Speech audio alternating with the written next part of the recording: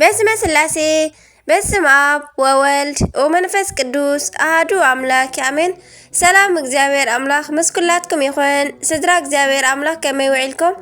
ኣነ እግዚአብሔር ይመስገን። ክብሪ ይስፋሕ መድኃኔዓለም ኣቦይ ከምቲ ኣነ ጽቡቕ ውዕል ዝወዓልክዎ ድማ ጽቡቕ ውዕልኩም ክትኮኑ ናይ ኩሉ ግዜ ተስፋይን ትምኒተይን እዩ። ኣሜን። ስንክሳር ዘወርሒ ሕዳር ዕለት 25 ስንክሳር ድሰምዕ ዘንብብ ፍቅር ጎይታ ኣብ ልቡ ይዕንብብ ሓለዋን ጸሎትን ናይ ቅዱሳን ድማ ይረክብ። ዝክረ ጻድቅ ለዓለም ይህሉ ዝክረ ናይ ጻድቅ ንዓለም እዩ ዝነብር። ካብ ኩሉ ክፉእ ዘበለ ክድሕኑ ንቅዱሳን ተማሕፀኑ ኣሜን። በዘለማዓንቲ 25 ሕዳር ዓመታዊ ክብረ በዓል ናይ ቅዱስ ሰማዕት መርቆሬዎስ እንኳዕ ናብ ዝክብር በዓል ብሰላም ኣብፅሐና ኣብፅሐኩም ኣሜን። ሰላም ለከ መርቆሬዎስ ዘሮም መሰጽነ ፈረሰ ጸሊም ኣም አንደዶ ታቴከ ውልደ መርገም እምቅዙፍ ኣባልከ እንተ ውህዘ ደም ኣርኣያ ዝናም ብዙሕ ኣጥፍኦ ለፍህም። በረኸት ረድኤት ናይ ቅዱስ መርቆሬዎስ ሰማዕት ምስኩላትና ይኹን ኣሜን። ወላዲተ ኣምላኽ ልሳን ኩንኒ። በስመ አብ ወወልድ ወመንፈስ ቅዱስ አሐዱ አምላክ ኣሜን። እንኳዕ ናብ ዓብይ ሰማዕት ቅዱስ መርቆሬዎስ ፒሉፓዴር ዓመታዊ ናይ ዕረፍቲ በዓል ብሰላም ኣብፅሐኩም። ቅዱስ መርቆሬዎስ ሃያል ንክርስትና ሃይማኖት ዝኸፍል ዓብይ ዋጋ ሰማዕትነት ስለ ዝኾነ ቤተ ክርስቲያን ንሰማዕታት ፍሉይ ክብሪ ኣለዋ። ካብ ኮኸብ ከም ዝበልጽ ካብ ኩሎም ሰማዕታት ድማ ቅዱስ ጊዮርጊስን ቅዱስ መርቆሬዎስን ዝኣምሰሉ ክብሮም ብጣዕሚ ዝዓበየ እዩ። ንቅዱስ መርቆሬዎስ ብዙሕ ግዜ ሊቃውንቲ ካልእ ወይ ከዓ ካልኣይ ሊቀ ሰማዕታት ክብሉ ይገልጽዎ። ጥንተ ነገሩኸ ከመዩ እንተበልና ኣብ ከባቢ መጨረሻ 21 ሚእቲ ክፍለ ዘመን ካብ ግዝኣት ሮም ኣብ ሓደ ኣስሌጥ ወይ ከዓ ምስ ኣቦኡን ኣዲኡን ዝነብር ኣሮስ ዝብልዎ ሰብ ይነብር ነበረ። ሰበይቱ ጽባቐ ገጻ ዝሰመረላ ንሱ እውን ቅንዕና ዘሎ እኳ እንተኾኑ ዘምልኽዎ ግን ንጣዖት ነበረ። ሓደ መዓልቲ ኣሮስ ንሰበይቱ ኣብ ቤት ገዲፍዋ ንሃድን ምስ ኣቦኡ ወፀ። ከም ልማዶም መፅመዲኦም ኣስተኻኺሎም ተሓብኡ። ናይቲ መፅመዲ ደወል ምስ ተቃጨለ እንስሳ ተታሒዝልና ኢሎም ምስ ጎየዩ ኣዒንቶም ዝረኣዮ ነገር ብስምባደ ከም ዝፈዘዙ ገበሮም።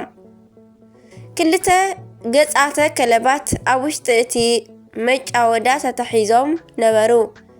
እዚኣቶም ፍጡራን ሰባት እዮም፣ ግን ብዘይተፈልጠ ናይ ተፈጥሮ ኣጋጣሚ ከምዚ ከም ዝኾኑ ይእመን።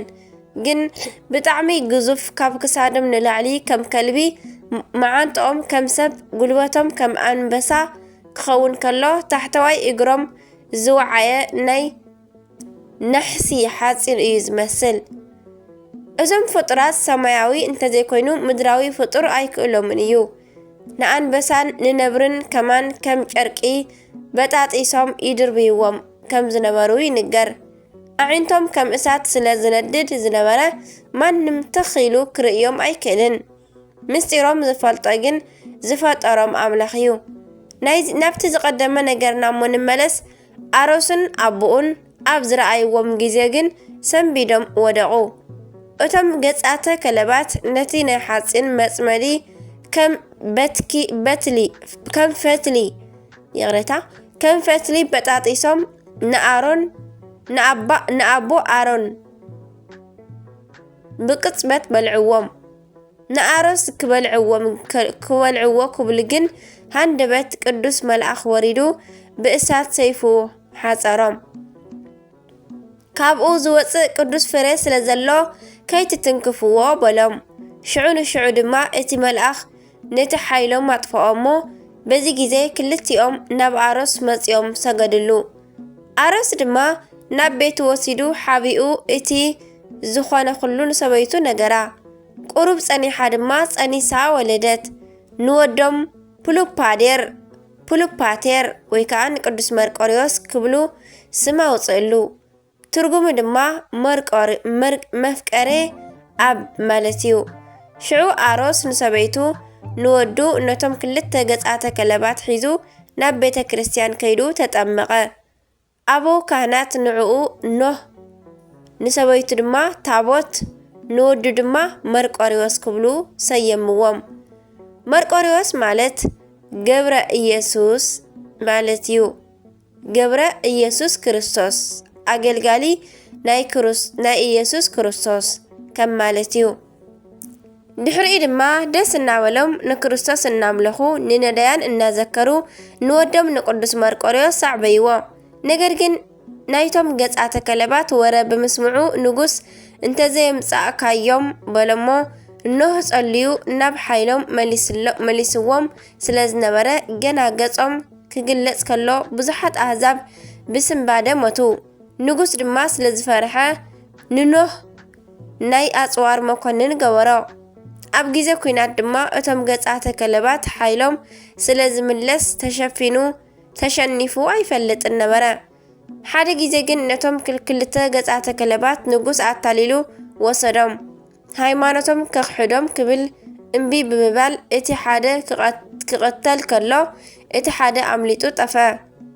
ኣብቲ ወርሓት ድማ ኖህ ንኹናት ወፂኡ ተማረኸ። ንጉስ ድማ ንታቦት ክምርዓዋኪ ስለ ዝበላ ንወዲ 5 ዓመት ወዳ ንቅዱስ መርቆሪዎስ ሒዛ ተሰደደት። ኣብ ስደት ቁሩብ ምስ ጸንሐት ግን ንበዓል ቤታ ንኖህ ረኣየቶ። ንሳ እኳ እንተፈለጠቶ ንሱ ግን ዘንጊዕዋ ነበረ። ድሓር ግን ብህፃን መርቆሪዎስ ምኽንያት ክዝክር ብምኽኣሉ ደስ በሎም። ኣብኡ ኣብ ዙርያ ሮም ከለዉ ድማ እቲ ሓደ ገጸ ከልብ መጺኡ ረኸቦም እሞ በዚ ምኽንያት ድማ ኣብ ሃገረ ስደት እውን መኮንን ኮይኑ ተሾመ።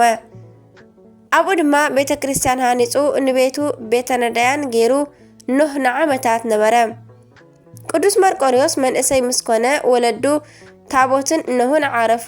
ንሱ ምስ መሓዝኡ ገጸ ከልብ ኮይኑ ብጾምን ጸሎትን ክነብር ከሎ ኣብ ክንዲ ኣቦኡ ናይ ኣጽዋር መራሒ ገበርዎ።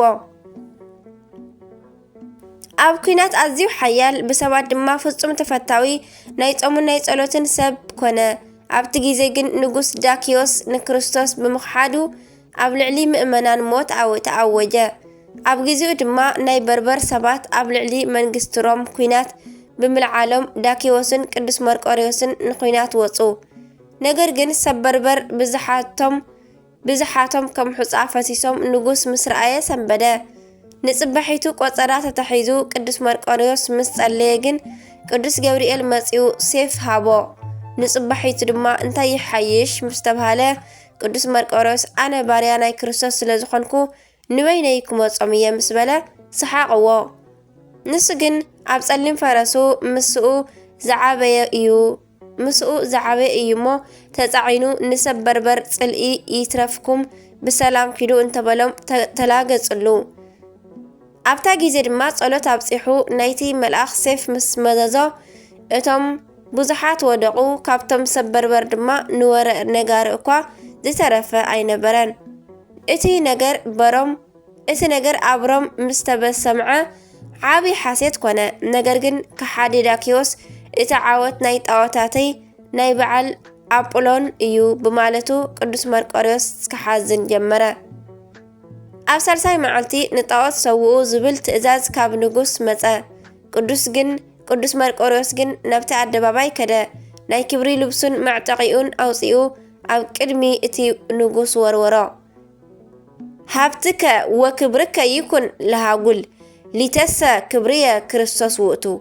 ንዓይስ ክብረይን ክርስቶስ ስለ ዝኾነ ንብረትካ ንጥፍኣት ይኹንካ ክብል ድማ ንንጉስ ኣብ ኣደባባይ ዘለፎን ረጎሞን። ዳኪዮስ ድማ ብቁጣዓ እሳት አንዲዱ ናይ ሓፂን ዓራት ሰሪሑ ንቅዱስ መርቆሪዎስ ኣብ ልዕሊኡ ኣደቀሶ። ንሱ እውን ኣይከኣለን። ወተሃደራት እናተፈራረቁ ምስ ቀጥቀጥዎ ደሙ ፈሲሱ ነቲ እሳት ኣጥፍኦ። ንኸምኡ እዮም እምበር ሊቃውንቲ ኣብ መኣንደዱ ላዕሌከ ውሉደ መርገም እምቅሱፍ ኣባልከ እንተውህዘ ደም ኣርኣያ ዝናም ብዙሕ ኣጥፍኦ ለፍህም ዝበልዎ። ድሕሪኡ ድማ ወሲዶም ኣብ ውሽጢ ቤት መሕፀቢ ደርበይዎ።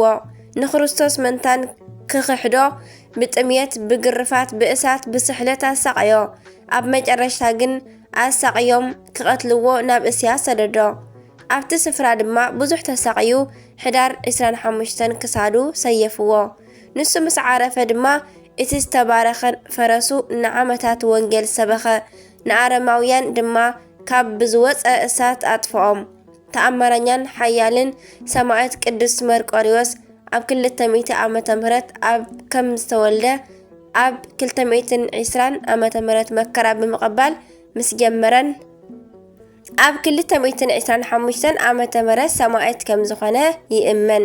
ናይዚ ክቡር ቅዱስ ክብሪ ዓብይ እዩ። ኣምላክ ቅዱስ መርቆሪዎስ ብዝኸበረ ቃል ኪዳኑ ይሓልወና ካብ ርስቱ ድማ ኣየውፀና ካብ በረኸቱ ድማ ይኽፈለና ኣሜን። ሕዳር 25 ዝኽበሩ ዓመታዊ ናይ ቅዱሳን በዓላት ድማ ቅዱስ መርቆሪዎስ ሰማዕት፣ ቅዱሳን ታቦትን ነሁን ወለዱ፣ ቅዱስ ሮማኖስ። ወርሓዊ በዓላት ድማ ኣቡነ አቢብ፣ ኣቡነ ኣባቡላ፣ ቅድስት ቴክላ ሃዋርያዊት፣ ቅዱስ አበረከዙን ሰማዕት፣ ቅዱስ ድማዲዮስ ሰማሰርያዊ፣ ቅዱስ አቡፋና ጻድቅ፣ ታላቁ ዓብይ ማለት አባ ቢፋሪዮን አሜን። ጸሎት በረኸቶም ይሕደረና አሜን።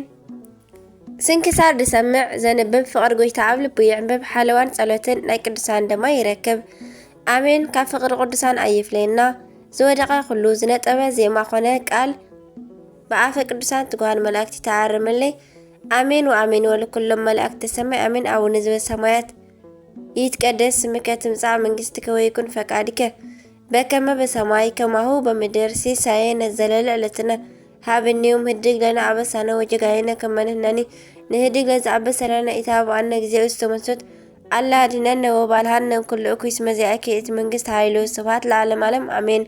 በሰላም ቅዱስ ገብርኤል መልአክ እግዝእትየ ማርያም ሰላም ለኪ ድንግል በልናኪ ወድንግል በስጋኪ እመ እግዚአብሔር ጸባኦት ሰላም ለኪ ብሩክት አንቲ እምአንስት ወብሩክ ፍሬ ከርስኪ ተፈሥሒ ፍሥሕት ኦ ማርያም ምልዕተ ጸጋ ምልዕተ ውዳሴ ምልዕተ ሞገስ ምልዕተ ክብሪ ልዑል እግዚአብሔር ምስለኪ ሰአሊ ወጸልሊ ምህረተ በእንቲአነ ምህረተ ኩሉ ዓለም ምህረተ ምድር አጋዚት ሀበ ፍቅር ወልድኪ ኢየሱስ ክርስቶስ ከመ ይስራይ ለነ ኃጣውኢነ ተማኅፀነ ብኪ ተማኅፀነ በክዳንኪ ወስብሐት ለእግዚአብሔር ወለወላዲቱ ድንግል ወለመስቀሉ ክቡር አሜን አሜን። ለይኩን ወስብሐት ለእግዚአብሔር ወለወላዲቱ ድንግል ወለመስቀሉ ክቡር አሜን።